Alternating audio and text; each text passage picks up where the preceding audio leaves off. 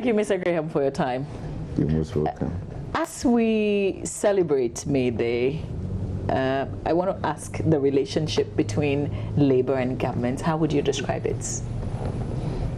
Good. Okay, so if I ask you to choose a color to represent the good, what color would it be and why?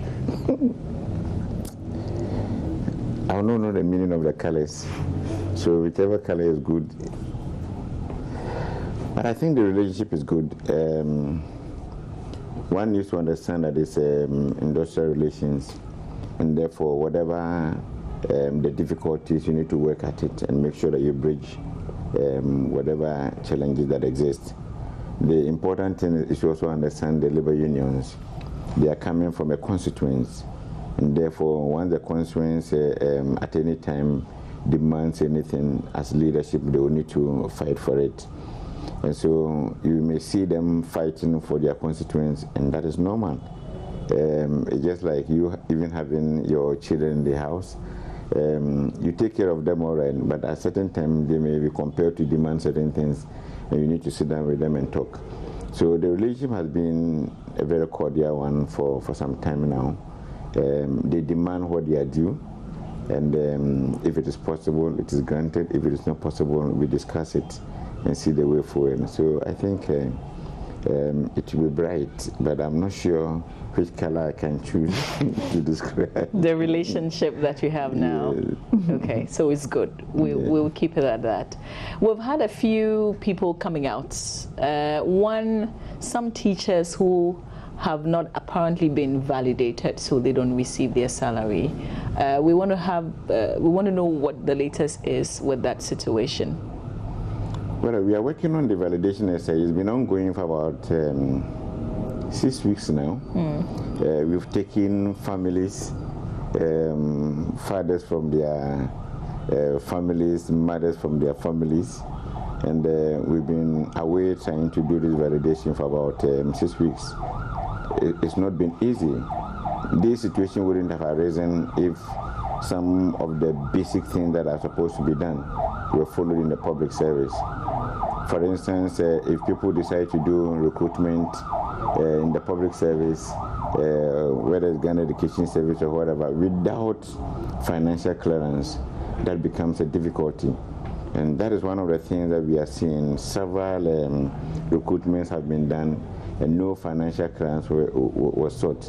Now, do you blame the teacher? To the teacher, he has been given an appointment letter. Whether the one who wrote the appointment letter was writing the appointment letter or not, he has been given an appointment letter. And we have situations where headmasters even give, they call it a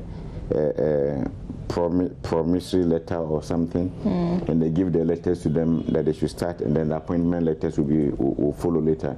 And people have worked for 2 years, and there's no financial clearance for it. So when that happens, it puts a lot of stress on the budget. The government works with a plan. Every year government prepares a budget. And so if we are now in 2016, 2014 is gone, 2015 is gone, and then we suddenly hear that there are people who were recruited in 2014 who have not been given appointment letter, recruited in 2015 who have not been given appointment letter. How do you take care of that in the 2016 when you had a budget for 2016? So these are some of the challenges, and I think that we've gotten to a stage where I believe we need to begin sanctioning wrongdoers. I think the absence of sanctions in the public service is creating some of these challenges. I am convinced that we've gotten to a stage where if somebody causes such a financial situation, distress for the country, we should be able to identify them and sanction them accordingly. So when are you beginning that? Are you identifying those who caused what is now an outstanding debt? We will submit our report to government, a very comprehensive report to government. We started this exercise thinking that the numbers were about 20,000. Immediately we started the exercise before we realized that the numbers are not what we are thinking about.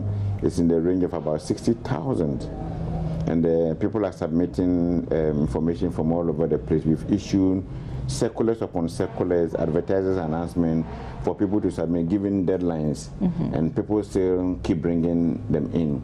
We are going to send another circular very soon that we are not going to take any more application because For the past 2 months, we've just been issuing circulars upon circulars, and people are still not submitting. They are now submitting them one after the other, and we think the exercise cannot continue in perpetuity. So all these persons are teachers? They are all supposed to be teachers. Wow. They are all supposed to be teachers. Who are in the classroom? Or this is part of the validation? Unfortunately, the validation we are doing now will not be able to even tell whether they are in the classroom or not. Because when we finish with what we are doing now, audit service will have to go to the regions and the districts and the villages to find out whether the people are indeed at post. Okay. What we are doing is just looking at the documentation, whether documentations are right, what is the problem, why was the appointment letter backdated, why was the person employed without the financial clearance, why was the person employed without the establishment warrant. These are the things we are looking at now. So we cannot even tell whether indeed they are at post, because these are data that has been submitted to us by the Ghana Education Service that we are working on. It could be that they are not at post. It could be that the data has been submitted already, but they've left the job, they are somewhere else doing another job. Anything can happen. But this is the stage that we are going to get to, because since we had the stakeholder meeting in Ho, and we followed it up in Tekrade, the unions have consistently pressurized government and Fair Wage and Sales Commission and Controller to clean the payroll. They believe that the wage bill figures are so because there are some rot within the on the payroll, and that's the reason why there's commitment now to make sure we deal with these issues, and we will deal with them. I believe that when we identify wrongdoers, they need to be punished. So you're going to be verifying before you even attempt to make any payment? No, the payments, we've taken a decision on it already. So far, about 13,900 thereabout have been validated. The original decision of the teacher unions were that we should wait till we validate all of them before we pay them. But this week we had a meeting, and it was agreed that it is not also fair that you've completed validated for almost 14,000 and you want to wait for the rest to be completed before. And so a decision has been taken that we go ahead with the payment of the ones we validated. So audit service has been asked by Minister of Finance to submit their report on the ones we validated already, and then payment will start. So what is going to happen is that now, as and when the validation is completed, we'll begin to we'll pay anybody we validate. So, but what it means is that we will be paying people based on the documents. Exactly. We're validating based on the document. Yes. Now, after that process, when we get to the grounds and we realize that they are not visible in the structures, what happens? They will be chased and prosecuted. They will be chased, arrested, and prosecuted. Okay. We need to get to that stage. And sometimes you'll be there and the teacher will send you a text message and say, there's this name who is supposed to be in our school, but the person is not here. The person is somewhere in school. He has no steady leave, and he doesn't come to classes. We get all sorts of complaints. You can only be sure when you go there and you are able to validate. And that is what the audit service will do after this validation exercise. They will now go to the phone to even ascertain whether people indeed exist in the schools. Okay, I think my worry is, would we not be paying ghosts, and then when we realize that the ghosts don't exist, then who are we going to be chasing to prosecute? That is a danger now, because for now we cannot be sure whether they exist or not. That is the danger. If you also say you want to go to the schools to go and validate that before you make the payment, then I'm sure the payment will not be now. It means we have to put people out there in all the villages, in all the districts, in all the regions, just to check whether people are at post, and that is going to take some time. So we need to go ahead and pay them, and after we've paid them, then the exercise will continue. And if we find that there's evidence of people not at post, then we can take the necessary action against them. Let's talk about the payment itself. Are we doing the 3 months, or we're back paying the whole of 2014 and 2015? No, the 3 months, they've been paid the 3 months already. The validation we are doing is not about 3 months. They have already received the 3 months. Okay. They are looking for the arrears, some from 2012. That's what we are doing now. So are we paying that whole bulk cash? Yes, they are already on the payroll. It's not as if the people are not being paid. They are already on the payroll. They've already received the 3 months. What we are doing now is to ascertain whether indeed that person was employed in 2012, as he's saying. Who employed the person? With what financial clearance was the person employed? Do we have all the proper procedures followed before the appointment was done? That is what the validation is virtually doing. But the people are actually being paid now on the payroll. Okay, so are you paying them in bulk for the whole period that they've been working that they haven't been paid for, or you're breaking that payment down? I'm not sure yet how it's going to be handled by Minister of Finance, but we'll leave that to the Minister of Finance. But as we speak now, we still have about 4,000 teachers on the first group that we validated that were supposed to come forward and even ensure that because we can't trace those 4,000 teachers. Now, if by the end of May, those teachers are still not around, they've not been able to, for that, I think a directive will be given to take them off the payroll. When you say trace them, what do you mean? That they don't physically exist, or they haven't come forward? We've paid them the 3 months. They are supposed to be on salary, and they are being paid every month. We've started this validation. The teacher unions have sent circulars around to their members that, look, there are issues with these 4,029 or so. So they should come forward and come and, initially it was about 6,000 plus. Some came, the rest are still not coming. Now, if after all the messages from the leadership of the unions, our circulars on radio, everything, they are not coming forward up to date, we strongly believe that they don't exist. And so we believe that the name should be taken off for those 4,000 plus people. Okay. If the name is taken off and they indeed exist, they will come forward. So what it means is that they will not also be receiving their monthly salary? They will not be receiving. We will stop their salary entirely on the payroll. Okay. You recall that in August 2015, we held a press conference together with the teacher unions. We gave ourselves up to August ending to stop the payments. We extended it to October. We extended it to December.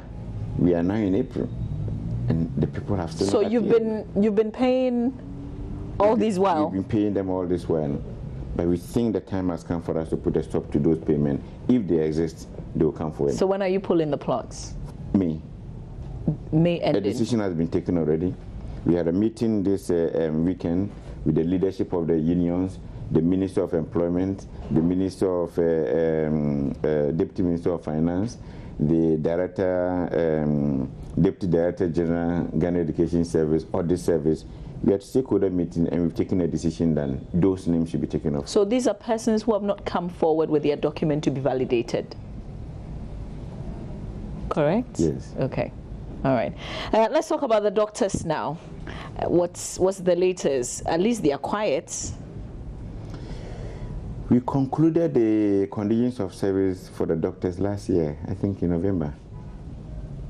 Because we still thought that you were still discussing things. There were still documents that have not been signed. We finished since November last year. Okay. We've signed the conditions of service with the doctors. We've signed the conditions of service with the nurses and the allied professionals. We've signed the conditions of service with the Health Services Workers Union and all their members. The only group we are yet to sign or conclude is the pharmacists. And that has dragged for some time, but we are hoping that we'll be able to conclude that one also as early as possible so that we can finish with the health sector. Because we have other institutions that we have to work on their conditions of service as well. How about the allowances? We finished with the categories 2 and 3 allowances. We negotiated the allowances last year. You know that as part of the policy, we are supposed to harmonize the allowances. And it was supposed to take effect from January 2016. And so last year, we concluded the negotiation of the allowances. What is left now is that because the categories 2 and 3 allowances are those allowances that you don't take monthly necessarily. You need to undertake an assignment before it is paid to you. Institutions will have to budget for it within the organization and then use that to pay.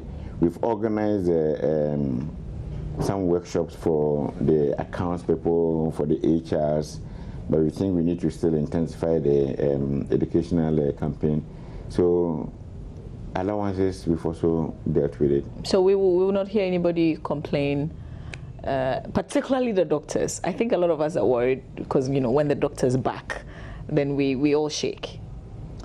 Oh, I think I don't expect any challenge from the doctors or even from the health sector. Indeed, once we finish with the allowances, the expectation is that every institution is supposed to budget for the allowances. There are some challenges with some institutions saying that they sort of submitted their budget before the allowances were approved. And therefore they didn't have the money to take care of the new rates that have been approved. But I think it's very simple. It applies to every organization. It affects me as well. Our budget was submitted before the allowances were concluded. All I need to do as a head of the institution is to prioritize. And therefore, if there are certain activities that people are supposed to do, and under normal circumstances, I would have increased the number because the figures were low. Now that the figures are a little high, all I need to do is to reduce the numbers. So management of the institutions now have a responsibility to make sure that they prioritize their activities and work within their budget. Because if you don't work within your budget, there's nowhere that you're going to get any money from again. And we all need to make sure we work within our budget. And once we're able to do that, we shouldn't have any difficulties with the implementation of the allowances. Let's remain with the health sector, because there are some nurses who have completed school, who have been bonded, who have not been employed by governments, and they cannot get any jobs anywhere else because of the bond. What's going to happen to them? Are you absorbing them? Can you take care of the numbers? These are about, I think, a little over 2,000. That decision will have to be taken by government, and indeed I know the government has taken that decision already. I'm not sure what happened, because I know that the net freeze of recruitment we have in the public service does not affect health and education. They are excluded. So I'm not really sure what happened and why they've not been absorbed yet. But I believe that if there's any such thing, the government will immediately act on it. And once they act on it and the appointment letters are issued, it goes directly to Ministry of Finance and the Controller, and they'll be paid. Okay. There are other issues that we will talk about. I think that once we have you, will absorb all the other areas. So let's look at the single spine structure itself, the famous single spine. Have we fully migrated everybody that we're supposed to migrate? Yes and no. The few that have not been migrated have legal issues to deal with, and Parliament of Ghana has taken up that responsibility to help us deal with those legal issues. And so if not because of those ones, we then would have said that every institution has been migrated. The only institution that has not been migrated, but without any major legal basis, is the Fair Wages and Salaries Commission and the Ghana Revenue Authority. So you have not been migrated yourself? No. We've just finished with the process. We initially felt that an external body will have to do the migration for us, but because we thought we can't be the players and referees at the same time. But the government insisted that we go ahead and migrate and then give the data to bodies like the head of civil service and maybe the chairman of the Public Service Commission for them to have a look at it. And so that is what we have done. So where in the stages are you? Oh, we've just finished. Because the grading structure is there.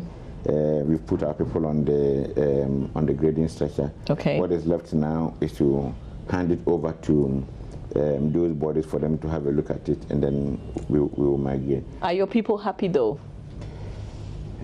They have to.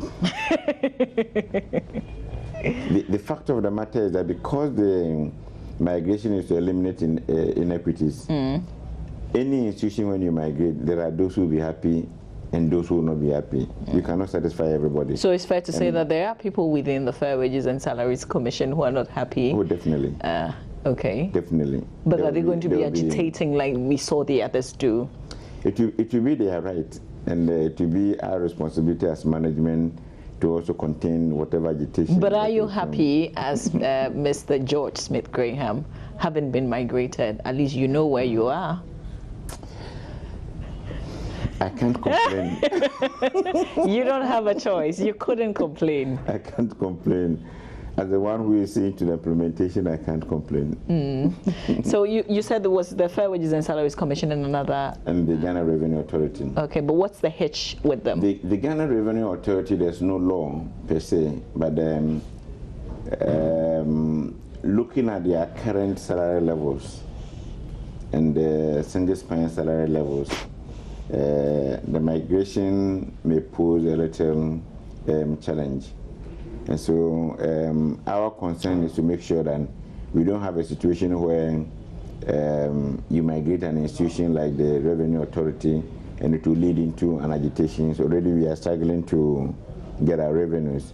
And so Parliament has intervened, and the engagements will continue until we all understand what the challenges are.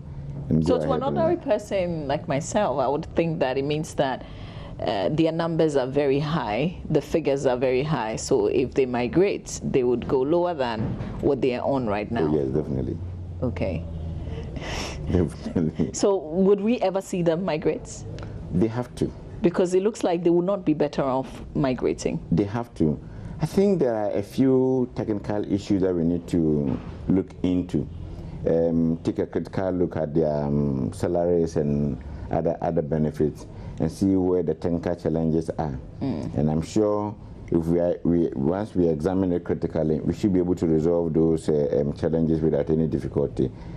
They may not be the only institution. We've had institutions that have been migrated and have really suffered because they had certain high salaries, and now they are taking huge conversion difference.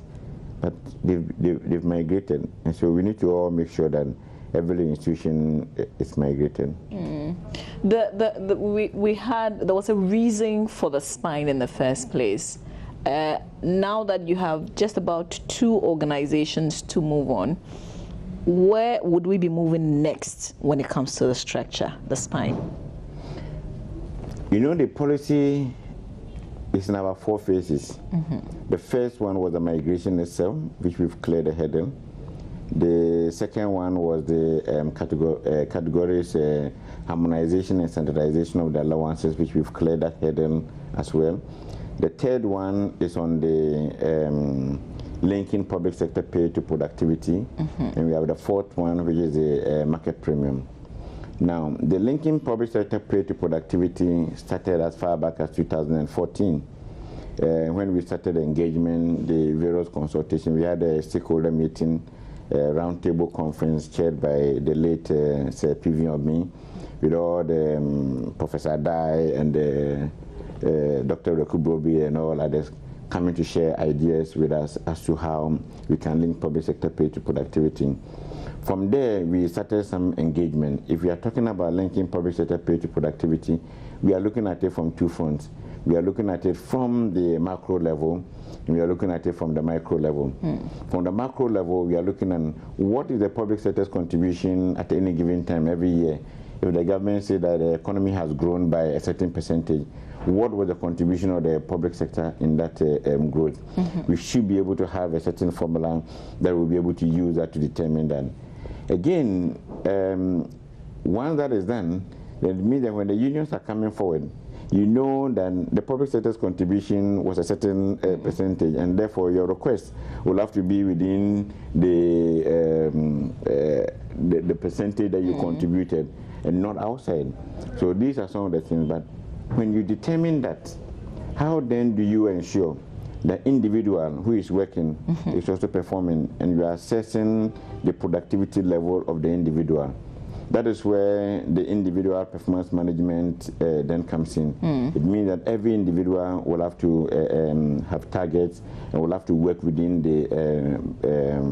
the targets and make sure the person achieves the target. At the beginning of every year, every organization has a budget. The budget comes with a certain set of activities that you are supposed to be undertaking.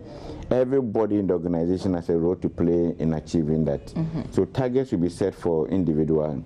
There were some later challenges with the performance management system because of some issues with who should take the lead role in order. But I think that hurdle has been cleared in Takoradi. In Takoradi, a decision was taken that some has been developed already.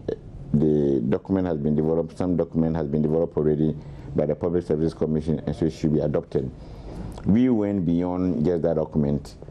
So we've adopted that document, and we are looking at how we can infuse the other things that we have developed into it. And so we've had a series of meetings with the Public Services Commission, at least about 2. We've had discussion with some important stakeholders behind the scene. We are continuing with all the consultations and engagement. So when we finish, we can have the document. And when the document is done, so at the end of the year, the expectation is that when an individual's performance is assessed, if, for instance, government grants salary increases, we can agree. I'm not sure what agreement is going to be because it has to be by consensus. We can agree that, okay, the overall public sector salary increase should be less X percentage. Let's use 50% for across board to take care of inflation. For the other is going to be purely based on performance of people in the organization. So we then do the assessment of individuals, get individuals, assess their performance, know how they perform, and reward them accordingly. Okay. And so these are the things that we are looking at. It's going to be a Herculean task in the public service because performance management is a cultural issue, and we need to start with massive sensitization for people to understand the need for their performances to be assessed. But this is being done in the private sector so easily, and it's been smooth. The reason is that if you take the private sector, the organizations are very small, and some of them, not all of them are, if even you go to the private sector that are purely service, you hear that some of them have challenges with the how do you call it, performance management systems and all that. So we'll look at it all over the world. Having it in the public service is really a challenge, even in the developed world. And so we are looking at what others have done, those who have been able to do it successfully, and see how best we can work on it here in Ghana as well. Okay. Maybe we can talk about the other responsibility of arresting rising cost of the public sector wage bill. Let's talk about the wage bill. It's going high and high and high, and apparently you have a responsibility to arrest the situation. So how much of that arrest have you been making? You recall that when we started implementation of a single spine, we got to know that we're spending almost 80% or above 80% of our tax revenue on the payment of salaries. It's come down now to a little about 50%. The important thing here is that we all need to make sure that as people are working, we are getting the results. Salary payments are investments. You know, the worker is a capital. That's why we say it's now human capital management. So the worker is seen as an asset that need to be invested in. Now, if government is making the investment into the worker and government is not getting the requisite returns, then there's a challenge there, and we need to look at the challenge. That is what the performance management will come and address. But having said that, the single spine has now helped for us to know what the total public sector workforce is, what the total amount of money is. So it helps government to plan in the short, medium, and the long term. That is one of the key objectives of the wage bill. So once we are able to make sure that people are working and producing, and people's productivity level increases, it means that the revenue that the country will be generating may be higher, and when the revenue is higher, it will reduce that ratio so far as the contribution of the wage bill to it is concerned. So it's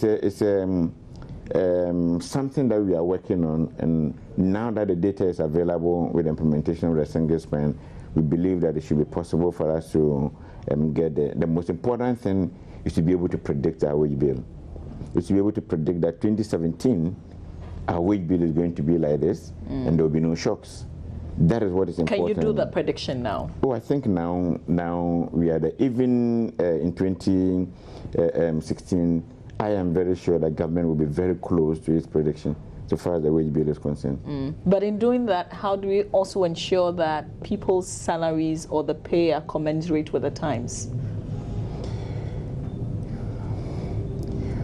You see, the sustainability of it is concerned is very important. If I come to multimedia, I'm not sure that the management of multimedia just decided to increase salaries, not thinking about the revenues that they've gotten. It is what comes in that they use, because some will have to go to payment of salaries, some will have to go into investment, some will have to go into several other things. It's the same way in the public sector. But so, interestingly, because you use multimedia, let me use multimedia as an example. Even though 2015 was super difficult, very challenging because of the power situation, because also things were really difficult in the system, everybody was complaining, there was a little increment. There wasn't, like a lot, but there was some increment, though the situation was hard. So that's why I'm just saying that, are we going to be looking at that kind of situation, that things are a little difficult in terms of the economy, people are increasing things. So even though we're not making profits, would we be looking at the times that we're in at any point in time and say, let's give them a little increase? No, it is done. You see, the unions and government have both made some huge sacrifices. When the single spine started, you recall that there were times that we were giving salary increases of about 18% and some 20% when inflation was around the single-digit inflation. And so government made sacrifices at that time. You've also seen that for about a year or two now, inflation has always been above what we all agree, because from home we all agree that the level of the wage bill is not sustainable, and therefore we need to work at making sure that we reduce the wage bill. And so it is a shared responsibility between us as workers and government to ensure that we all work at ensuring that we have a sustainable wage bill. We want to make sure we don't get to a stage where in Ghana you pay salaries like it happens in other countries this month, and the workers will have to wait for 2 years, 3 years before another salary is paid. If you look at the public sector in general, the public sector workforce is huge comparatively. The Ghana's public sector workforce is huge. Now, it has its own benefits as well, and the challenges also. The reason is that if you have a large public sector workforce, you can pay people as well as you can. But at least at the end of the month, people receive something. And because they are able to receive something, they are happy to go home to their families and take care of them. Assuming Ghana decides that the public sector workforce should have been 300,000, it means that about 300,000 will have to be on the street as well. Do we have a private sector that can absorb the 300,000? And when that happens, it can even threaten the security of the state because of the high unemployment rate. But now the people are working. Although they are working and the salary is not as expected, they're okay, because at the end of the month, they'll be able to take something home and share with their families.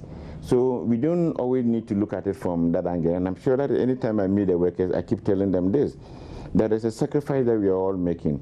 If we look at it critically, then we can say that a population of about 25, 26 million, then our public sector workforce should have been between 250 and 300,000. Where would the rest go? Who will be teaching them in the classroom? Are we going to privatize education so that education will be taken over by the private sector, the health sector will be taken over by the private sector? If that is where we want to go, so be it. Then we can hand over the various schools to, but if you look at even now, the religious bodies that have established schools and have established the hospitals, they establish them in remote areas in the country. Because they establish them in remote areas, government has absorbed the payment of the salaries because they have been able to put up the infrastructure, and so government has absorbed the salary. So it's a very dicey thing that we need to look at. If we want to pay people well, then the option will be pay them well and reduce the public sector workforce. Is that what we are looking for? It has implications on the unemployment figures, and it has implications on the security of the state. So we need to balance the two, and I think if today we are very peaceful and we have some relative peace in the country, I think this can also be a contributing factor, and we don't need to take it for granted. Finally, sir, what will be your message on May Day? My message will be that workers have a very important role to play so far the development of any organization, any country is concerned. They are the most important asset that any organization has, and therefore we all need to collectively work in our various organizations to make sure that we move the organization a step forward, we move the nation a step forward. It will take us to move the country where we want to take it to. It will take us to move our companies where we want to take the companies to. And that is one of the key things that we all need to do as workers. And I'm sure once we contribute our quota and management of institutions are transparent with the workers, and government is also transparent with the workers as far as the payment of salaries and other things are concerned, we should be able to have relative peace on the labor front. And at the end of the day, I think the country will be able to develop to the level where we want to take the country to. Thank you, sir, for your time.